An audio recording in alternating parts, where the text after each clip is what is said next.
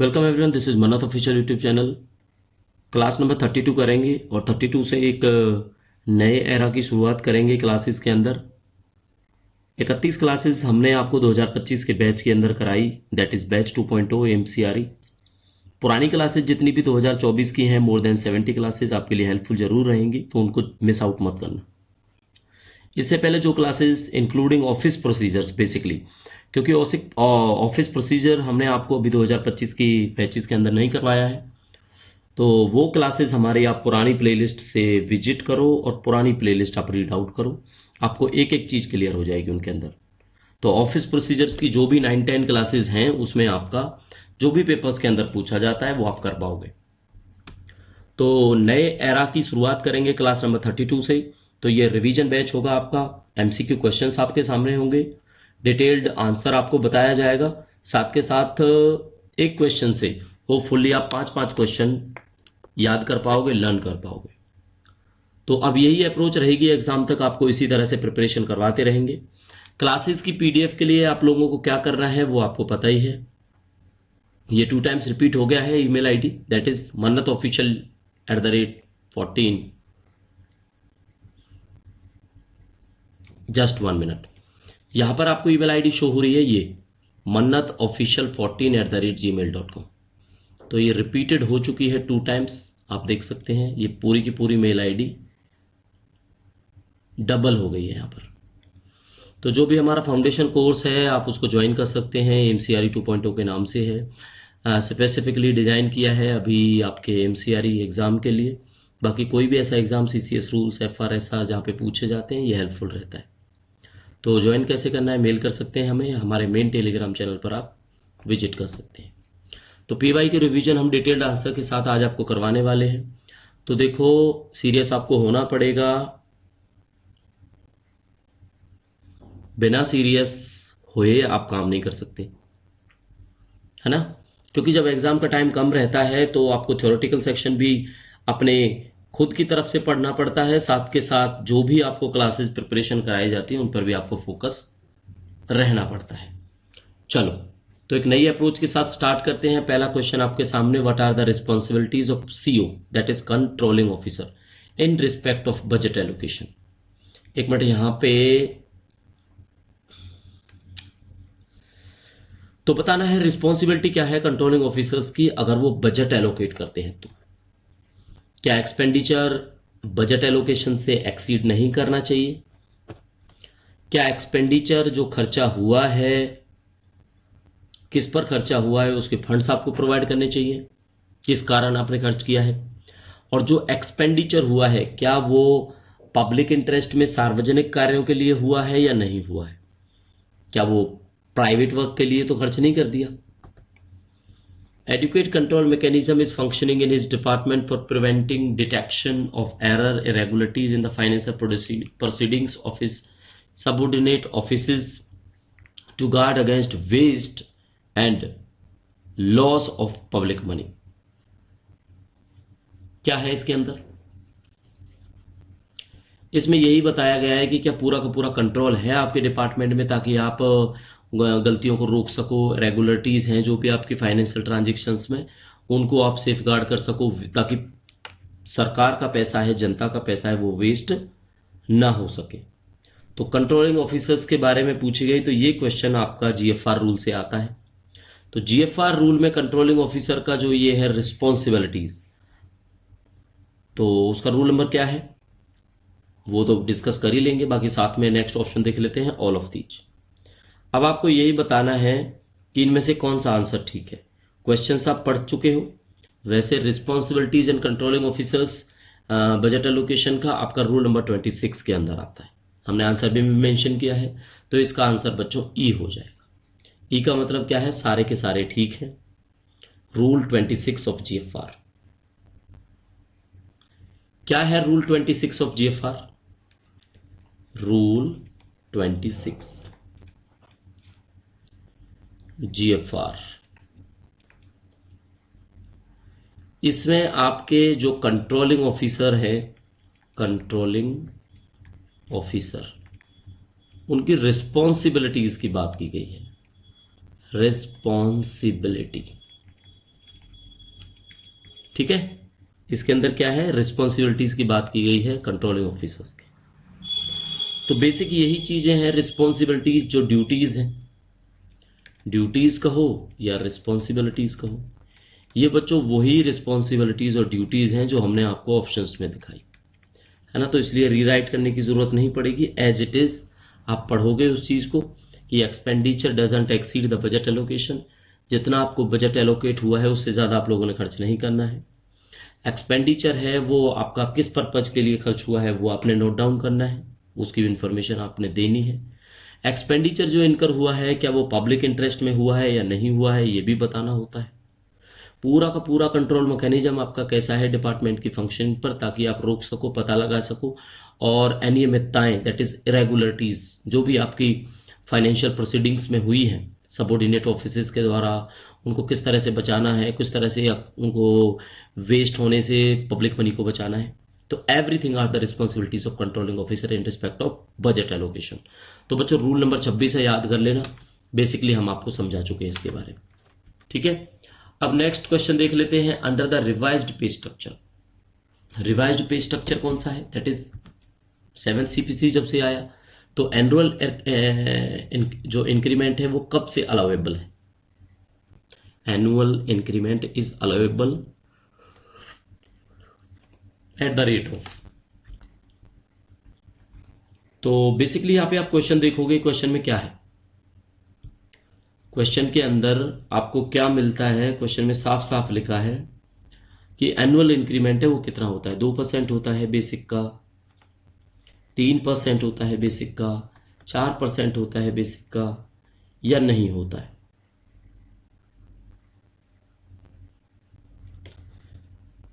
तो ये तो बेसिकली जो जॉब कर रहे हैं उनको तो पहले से ही पता है ना।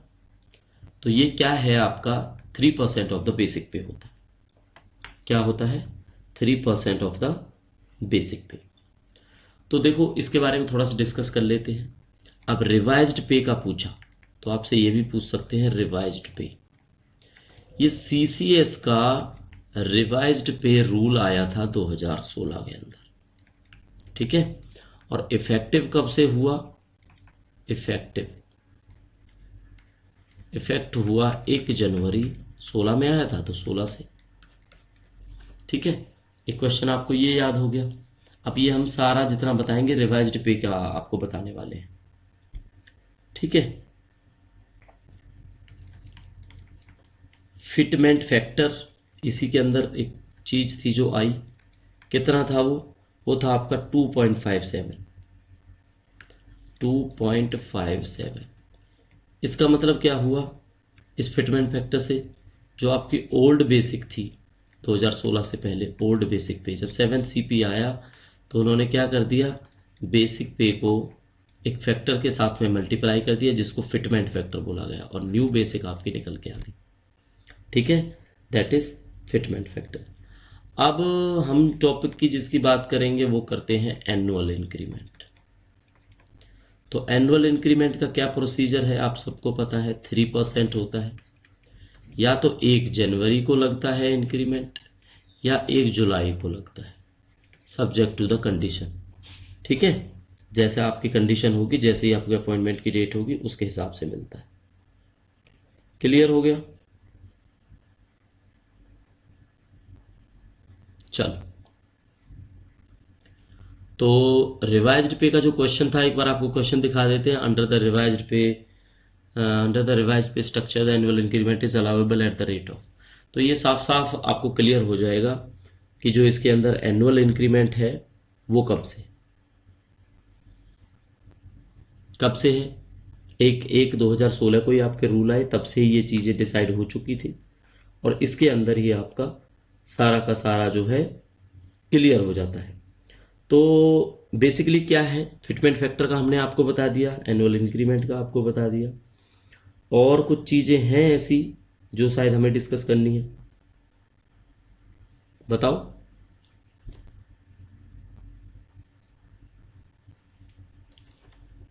चलो, एनुअल इंक्रीमेंट, यही हमारा आंसर था, यही हमारा टॉपिक था, इस पे थोड़ी सी बात कर लेते हैं। तो देखो एनुअल इंक्रीमेंट ये आपका रूल 10 में डिस्कस है, रूल 10 ऑफ CCS। रिवाइज्ड पे को ना बच्चों आरपी लिखा मिलेगा, तो कंफ्यूज मत होना, RP that is for revised पे। तो रूल नंबर 10 के अंदर ये बात बताई गई है कि 1 जुलाई से होगा या 1 जनवरी से होगा इफेक्टिव। ठीक है। अगर कोई एम्प्लॉय प्रमोट हुआ है या उसको फाइनेंशियल अपग्रेडेशन मिलती है, जैसे एमएससीपी भी बताया ना आपको, modified assured career progression scheme होती है। अगर उनको 2 जनवरी और 1 जुलाई के बीच में, आप एक चीज़ नोट करना, नेक्स्ट में लिख देते हैं हम, नेक्स्ट में लिख देते हैं, 1 मिनट यहाँ पे क्लियर कर देते हैं आपको। मान लो जो प्रमोशन एमएसीपी, ठीक है, किसी को 2 जनवरी से 1 जुलाई के बीच में मिली है, इस चीज़ को नोट करना। 2 जनवरी और 1 जुलाई के बीच में मिली है, तो जो उनका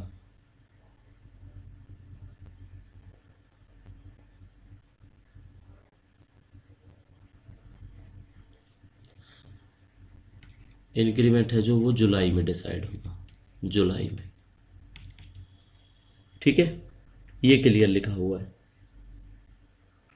और अगर कोई 2 जुलाई और 1 जनवरी के बीच में होता है तो उनका जो इंक्रीमेंट है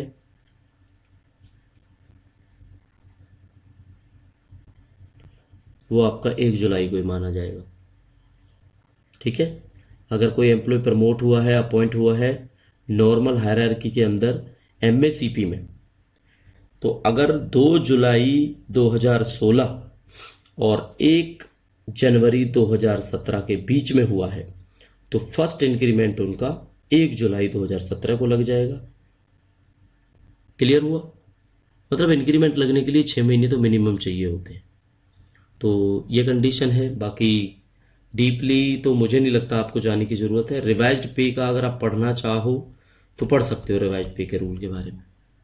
ठीक है, चलो अगले वाला क्वेश्चन देख लेते हैं। All money is received or on behalf of government either as dues of government or for deposit, remittance or otherwise shall be brought into government account without delay in accordance with such general or special rule as may be issued under dash of the constitution। तो आपने क्या करना है, इसका ये article बताना है कौन से आर्टिकल के तहत है ये बात। Article 150, article 283 of 1, none of the above, both A and B. ठीक है, तो बताओ भाई इसका आंसर क्या होगा।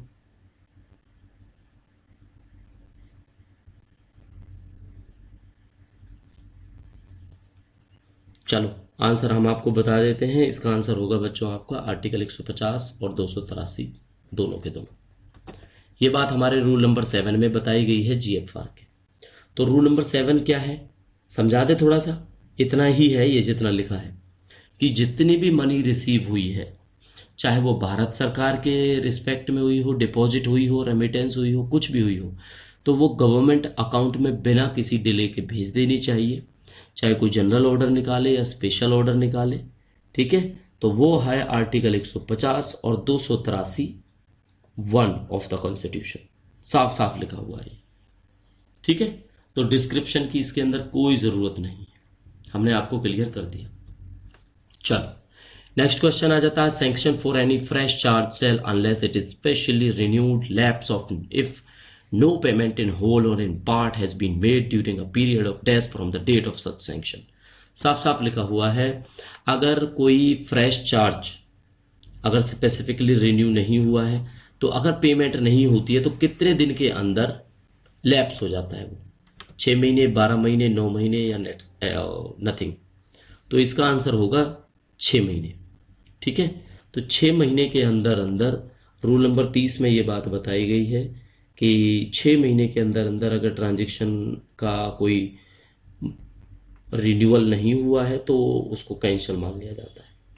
ठीक है, तो ये क्या है आपको थोड़ा सा समझा देते हैं इसके बारे में। That is 6 month.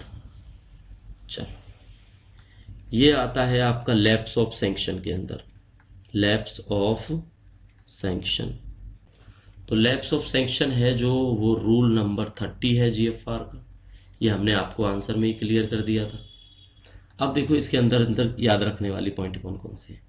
एक तो साफ साफ यही लिखा है कि भाई वैसे बच्चों को कितना था वो, 6 मंथ किया था, वो मुझे लग रहा है गलत है, वो 6 मंथ, हाँ 12 मंथ था ना, ये देख लो गलत हो गया ये, यहाँ पे ये 12 मंथ्स के अंदर अंदर हो। चलो, तो यहाँ पे आपका आंसर है वो 6 मंथ नहीं आएगा, वो आ जाएगा आपका 12 मंथ्स। अब 12 मंथ्स में क्या कंडीशन है, 12 मंथ्स में कंडीशन यही है कि कब कब खत्म होगा, जब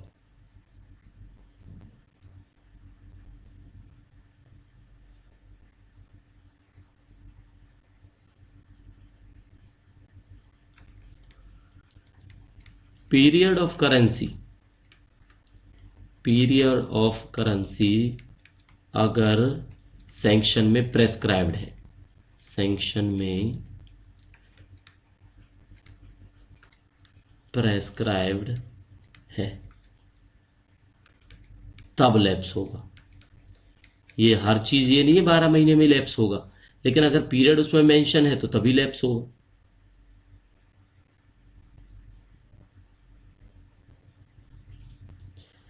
अगर सैंक्शन में कुछ लिखा है, सैंक्शन में ये लिखा है कि भाई जो एक्सपेंडिचर है, सैंक्शन में एक्सपेंडिचर बजट से लिया जाएगा, बजट से लिया जाएगा तो एक्सपायरी, हर पॉइंट पे एक्सपायरी आपने याद रखनी है।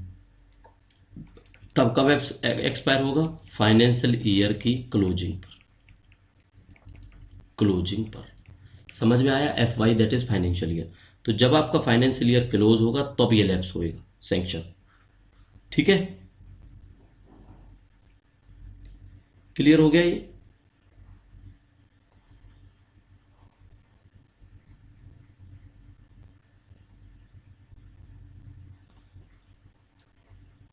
अब अगर स्टोर के लिए आपने परचेज किया है, स्टोर के लिए, स्टोर के लिए कोई चीज परचेज, स्टोर के लिए परचेज की है तो क्या होता है, तो उसमें साफ साफ लिखा हुआ है फिर आपका जो सैंक्शन है वो लैप्स नहीं होता। ठीक है, कब नहीं होता, अगर टेंडर एक्सेप्ट हो गया है, अगर टेंडर एक्सेप्ट हो गया है या आपका इंडेंट है जो वो प्लेस हो गया है central purchase organisation that is CPP within the period of 1 year from the date of issue of sanction. तो ये साफ साफ लिखा हुआ है कि स्टोर के लिए जो परचेज की है उसमें क्या है कि सैंक्शन सेल नॉट लैप्स, क्योंकि वो डिपेंड करता है आपके टेंडर पर, टेंडर पर डिपेंड करता है। ठीक है, तो इतना समझाना था रूल 30 के अंदर आपको कि लैप्स ऑफ सैंक्शन क्या होता है। रूल नंबर 30 के अंदर आता है 12 महीने के अंदर लैप्स हो जाता है, बट कंडीशन है या तो पीरियड लिखा है तो पीरियड पे सैंक्शन लैप्स होएगा। सैंक्शन में अगर एक्सपेंडिचर है वो बजट से खर्चा करा गया है तो बजट का आपको पता है फाइनेंशियल ईयर होता है, तो फाइनेंशियल ईयर के अंदर क्लोजिंग होती है। स्टोर के लिए अगर परचेज की है तो सैंक्शन लैप्स नहीं होती, वो आपका टेंडर पर निर्भर करता है कि टेंडर आपका कब एक्सेप्ट हुआ और कब जो है आपने इंडेंट उसका प्लेस किया है सीपीपी पोर्टल पर। ठीक है, तो ये अगर आप देखते हो तो ये विद इन 1 पीरियड आपका टाइम होता है, तो आप नोट कर सकते हो इसको विद इन 1 ईयर। तो इसका लैप्स का जो पीरियड है वो विद इन 1 ईयर है, बट वो डिपेंड करेगा टेंडर पर। ठीक है, चलो नेक्स्ट क्वेश्चन देख लेते हैं। The current block year of 4 years in terms of LTC is, बताओ भाई क्या है। क्लास में हम आपको करा चुके हैं तो डाउट नहीं होना चाहिए आपको। 2022 से 25 है करंट ब्लॉक ईयर, कितना है 2022 से 25। अब एक चीज़ क्लियर कर देते हैं, इसमें 2 ब्लॉक ईयर्स आते हैं 22 से 23 और 24 से 25। तो इस पेपर में तो आपसे यही सवाल पूछा जाएगा। ठीक है, 22 से 25 क्लियर हो गया। 22 से 23 आएगा और 24 से 25 आएगा। इसके अलावा आपसे कुछ नहीं पूछा जाएगा। ठीक है, चलो। री एम्प्लॉयड पेंशनर है कोई, अगर उसको इनकैशमेंट मिलता है अर्नड लीव का, re-employed pensioner entitled to encashment of earned leave along with LTC during the period of re-employment up to the limit of how many days। कितने दिन का लीव इनकैशमेंट मिलता है? Rule 38A of CCS rules के accordingly उनको। ठीक है, rule 38A of CCS leave rules के अकॉर्डिंगली उनको कितने दिन का जो है मिलता है लीव इनकैशमेंट? तो जवाब है 10 दिन का मिलेगा, 20 दिन का मिलेगा, 30 दिन का मिलेगा, 60 दिन का मिलेगा। तो उत्तर यही होगा इसका, 60 दिन। अब ये 60 दिन होगा कैसे, है ना? जो ये 60 डेज है ना, इस 60 डेज में ये सबका 60 डेज ही होता है। अगर आप लोग डब्ल्यू या असिस्टेंट लग जाओगे तो भी आप 60 डेज की लीव इनकैशमेंट ले सकते हो। और मैक्सिमम कितना है? 10 एक बार, 10 एक बार, 10 एक बार, 10 एक बार, 10 एक बार और 10 एक बार, तब 60। ठीक है, तो ये एलटीसी के साथ में है।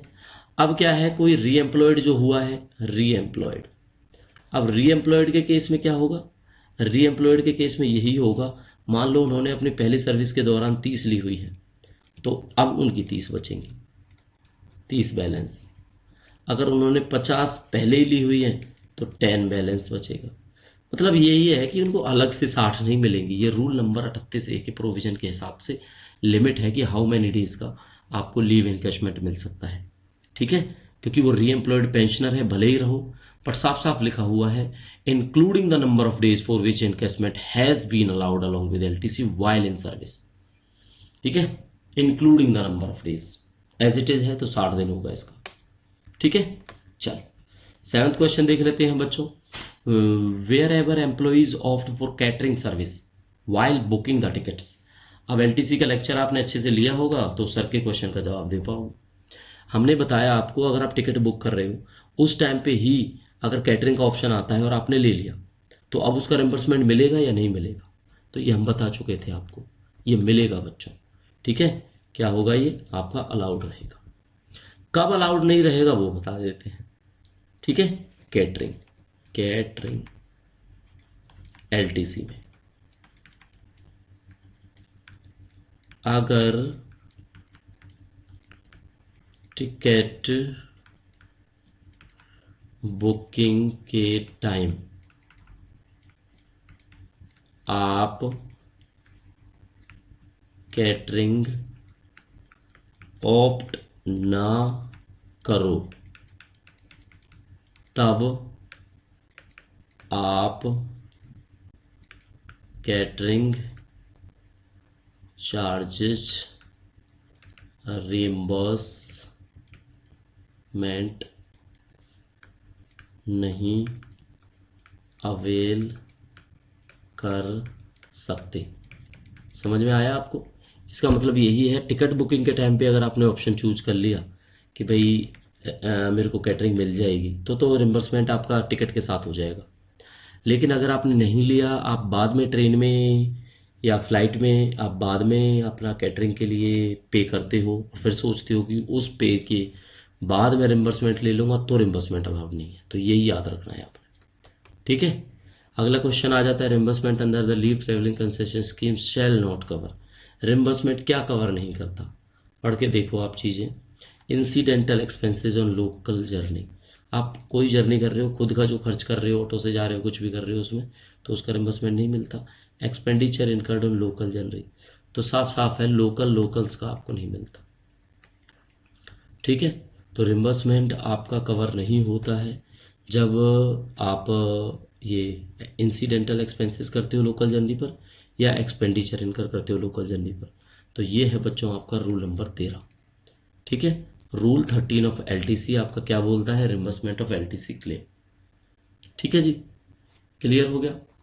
और इससे संबंधित कुछ आपके समझ में आने वाली बात हमने आपको कैटरिंग वाली भी बता दी। ठीक है, तो ये आपका कैटरिंग वाला भी क्लियर हो गया था ये पॉइंट। चलो, एलटीसी की फुल फॉर्म है, आप कमेंट करके बता सकते हो एलटीसी की फुल फॉर्म क्या है, अगर आपको पता है तो।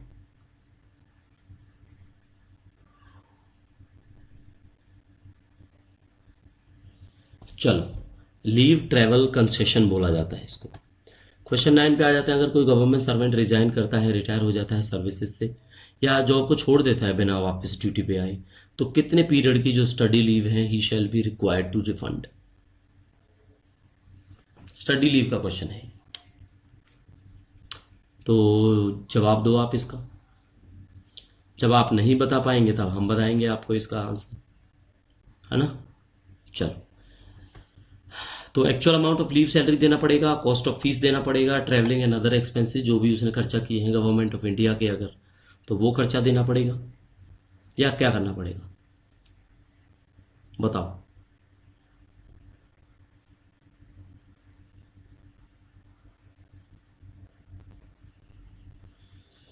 तो देखो बच्चों, उनको ये भी वापस करना पड़ेगा, ये भी वापस करना पड़ेगा, ये भी वापस करना पड़ेगा, तो आंसर आ जाएगा ऑल ऑफ द अबव, सारा का सारा। तो ये है रूल नंबर 63 के अंदर ये बात मेंशन। रूल 63 के पहले पॉइंट में सीसीएस रिव्यू 1972 में ये बात आपको बताई गई है। ठीक है, तो सबसे पहली बात, इसका डिस्कशन थोड़ा सा कर लेते हैं। चैप्टर 6 हुआ, हाँ 6, चैप्टर 6 में आपका आता है स्टडी लीव। ठीक है, और स्टडी लीव के लिए बता ही चुके हैं आपको कि जो क्या कंडीशंस होती हैं स्टडी लीव की। ठीक है, कितने अमाउंट आप स्टडी लीव अवेल कर सकते हो, एप्लीकेशन किस तरह से करना है, सैंक्शन किस बेसिस पे होएगी, तो ये सारे के सारे जब पॉइंट देखते हैं तो इसी के अंदर आपका दैट इज ये हमने आपको क्लियर किया था। रूल नंबर आप कितना मेंशन था यहाँ पे, रूल नंबर 63। ओके, तो रूल नंबर 63 में ये लाइन लिखी हुई है साफ साफ, क्या लिखी हुई है, रूल 63। रूल 63 आपको इसी के बारे में बताता है, अगर आप रिजाइन कर देते हो, रिटायर हो जाते हो, मतलब आपने जो पूरा का पूरा पीरियड है वो सर्व नहीं किया, बस स्टडी लीव पे गए, आपने रिजाइन कर दिया या रिटायर हो गए, तो क्या होगा। तो रिफंड का हमने बता ही दिया आपको। कब रिफंड नहीं करना, नो रिफंड व्हेन, बस ये चीज आपने समझनी है। कब वापस नहीं देना होता, एक तो तब नहीं देना होता आपको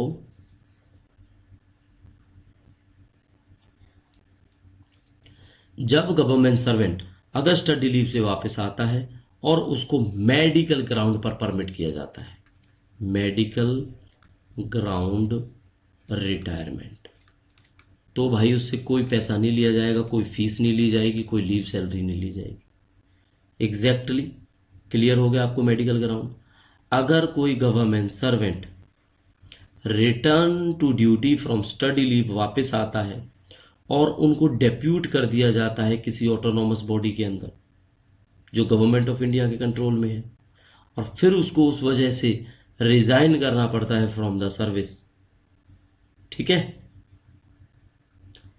तो वो पब्लिक इंटरेस्ट में हुआ, तब रिफंड अलाउड नहीं है। तो कैसे लिखेंगे, deputed, deputed to autonomous, autonomous या स्टैच्यूरी, किस में डेप्यूट किया जाता है, ऑटोनॉमस में डेप्यूट किया जाता है या आपका स्टैच्यूरी बॉडी के अंदर, स्टैच्यूरी बॉडी। अब जब उनको डेप्यूट किया गया तो उनको रिजाइन करने के लिए बोला गया, किस वजह से, ताकि वो परमानेंटली एब्जॉर्ब हो जाए। तो हम यही कहेंगे ऑटोनॉमस और स्टैच्यूरी बॉडी में अगर वो एब्जॉर्प्शन ले लेता है तो गवर्नमेंट के सैंक्शन पर एब्जॉर्प्शन, तो क्या करना पड़ेगा, उस डेप्यूटेड को रिजाइन करना पड़ेगा, resign from parent organisation, parent department, ठीक है, और उसके बाद वो हो जाएगा यहाँ पे एब्जॉर्ब। अगर वो एब्जॉर्ब हो गया तो उनको पैसे नहीं देने, वैसे हमने बताया आपको देने ही देने, कब नहीं देने वो भी आपको बता दिया, ठीक है। तो ये क्लियर हो गया ये पॉइंट आपका। अब अगले वाले पे चलते हैं। तो आगे क्वेश्चन है हमारा, reimbursement under the leave travel concession scheme shall not cover, अभी बताया था। अब कवर क्या नहीं होता, ये लग रहा है डबल आ गया, कोई बात नहीं, दोनों आंसर है, बोथ ऑफ द अबव इसका आंसर है, ये हम आपको करा चुके हैं। विदाउट टाइम वेस्ट करें नेक्स्ट चलते हैं। Penalties and disciplinary authorities are mentioned in which part of the CCS CCA rule, बहुत इंटरेस्टिंग क्वेश्चन है और इस क्वेश्चन को हम बता देते हैं। 2022 में हुआ था या 23 में हुआ था? 2023 में पीजीआई चंडीगढ़ के junior administrative assistant, LDC clerk कोई बोलते हैं, जूनियर एडमिनिस्ट्रेटिव असिस्टेंट, उसके पेपर में ये क्वेश्चन आया था। इसीलिए हमने आपको बोला बेसिक बेसिक स्टडी रूल आप पढ़ लो, क्योंकि पीजीआई क्या है, सिलेबस मेंशन कुछ नहीं करता है, फिर आपको दिक्कत आती है कि वो रूल भी पूछ लेते, नहीं भी पूछते। देखो 23 में उन्होंने पूछा, 23 में ही बाद में मुझे लगता है एंड में हुआ, एंड ऑफ हाफ ईयर लगभग, उस टाइम पे क्या है, एलडीसी का हुआ जो पोस्ट थी, उसमें आपका सीसीएस रूल नहीं आया था, है ना। तो अब क्या उम्मीद है, पूछ भी सकते हैं नहीं भी पूछ सकते, तो हम तो आपको सजेस्ट करेंगे कि आप अपना पढ़ के रखें बेसिक बेसिक। तो पेनल्टीज का बताओ अब आप क्या है, सीसीएस सीसी रूल में आता है, और सीसीएस सीसी रूल के अंदर जो पार्ट 5 है वो आपका पेनल्टीज का डिस्कस करता है, ठीक है। तो आंसर होगा पार्ट 5। क्या होगा इसका आंसर? पार्ट 5। चलो कुछ पार्ट्स हैं, पढ़ लेते हैं। अब देखो 5 में आपके आते हैं पेनल्टीज, पेनल्टीज 6 में आते हैं इनका प्रोसीजर ऑफ पेनल्टीज। याद रखना ये भी पूछा जाता है, प्रोसीजर फॉर इम्पोजिंग पेनल्टीज। तो ये पार्ट्स हैं, ठीक है। अब प्रोसीजर हो गया, पेनल्टी मान लो लग गई, अब वो अपील करेगा तो वो 7 नंबर में आ जाएगा, ठीक है। अपील कर लिया तो अपील करने के बाद क्या रिव्यू रहता है या कोई ऑर्डर में चेंजेस होती है, तो उसको आपका रिव्यू और रिवीजन बोलते हैं, वो पार्ट नंबर 8 में आ जाता है, ठीक है। और 9 नंबर इसका लास्ट है, दैट इज मिसलेनियस, मिसलेनियस।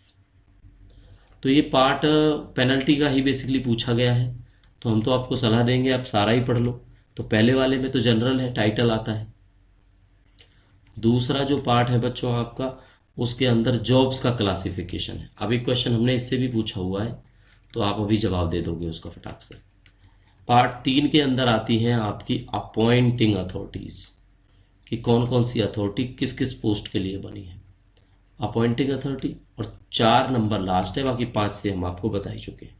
तो 4 के अंदर आता है सबसे खतरनाक चीज, दैट इज सस्पेंशन, सस्पेंड करने की कंडीशन क्या है, एवरीथिंग इसके अंदर आता है, ठीक है। तो बता दिया हमने बेसिक, आपको ये पार्ट्स याद रखने, पेपर में काम आते हैं। अगले वाले क्वेश्चन पे चलेंगे। तो date on which CCA rule 1965 come into force. तो पहली बात तो ये पार्ट 1 में आता है। अब आपने डेट बतानी है कब आए, 1965 में तो आए, लेकिन वो डेट पूछना चाह रहा है, जनवरी, जुलाई, दिसंबर, अगस्त। तो ये आए आपके दिसंबर के अंदर। कब आए बच्चे? ये आए 1 दिसंबर 1965 को। ये डेट आपने याद रखना, ठीक है। चलो, और वैसे तो चलो रूल नंबर 1 के अंदर आता है, rule number 1 of CCS CCA, authority for appointing to group A post. तो अथॉरिटी अपॉइंटमेंट हमने आपको पार्ट 2 के अंदर बताया था या नहीं बताया था? नहीं, पार्ट 2 में क्लासिफिकेशन है, 3 में है अपॉइंटिंग। तो appointing authority group A post के लिए कौन सा है? एचओडी है, गवर्नर है, प्रेसिडेंट है, वाइस प्रेसिडेंट है। तो ये है भारत के राष्ट्रपति, दैट इज प्रेसिडेंट, ठीक है। अथॉरिटी ऑफ अपॉइंटिंग, तो अपॉइंटिंग अथॉरिटीज आप सबको पता है, आपका हमने अभी लेटेस्ट बताया आपको किस में आता है क्लासिफिकेशन के बाद, दैट इज पार्ट 3, ठीक है। चलो, ए क्लास, बी क्लास, सी क्लास, डी क्लास। ए क्लास की जो अपॉइंटिंग अथॉरिटी है वो होती है प्रेसिडेंट, ठीक है।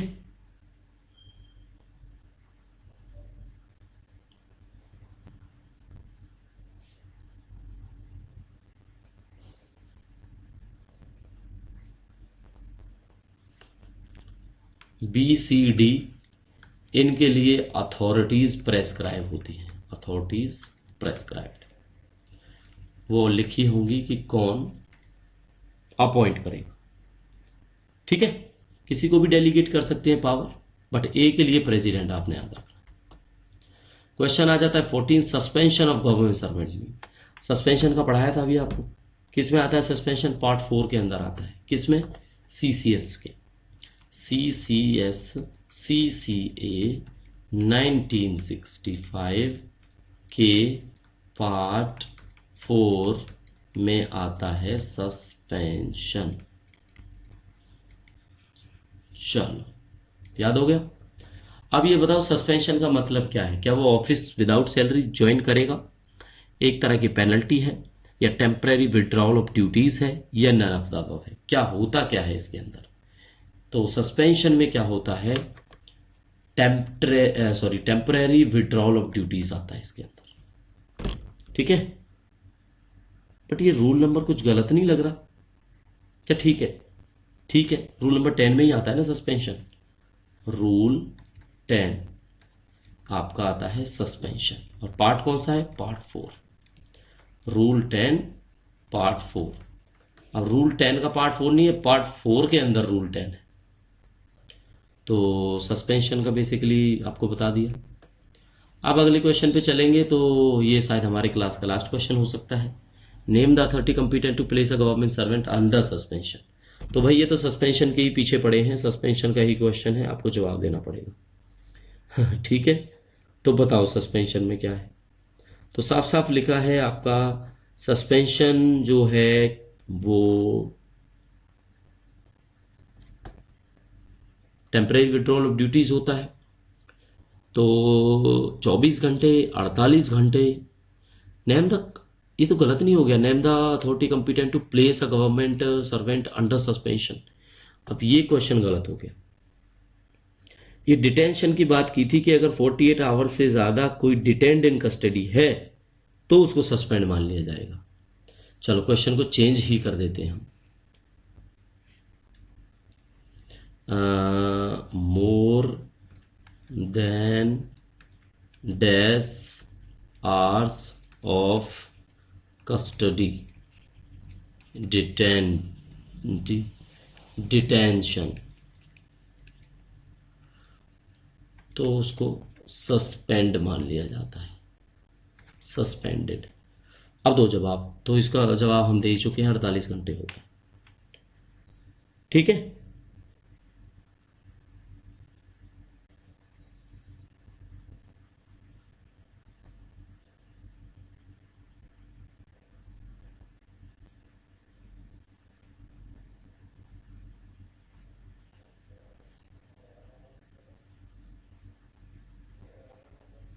चल वैसे जो अगर अथॉरिटी की भी बात करें तो वो अपॉइंटिंग अथॉरिटी ही होती है, अपॉइंटिंग अथॉरिटी जो आपको सस्पेंशन प्लेस कर सकती है, क्योंकि उन्होंने आपको अपॉइंट किया है, वही आपको सस्पेंड कर सकते हैं।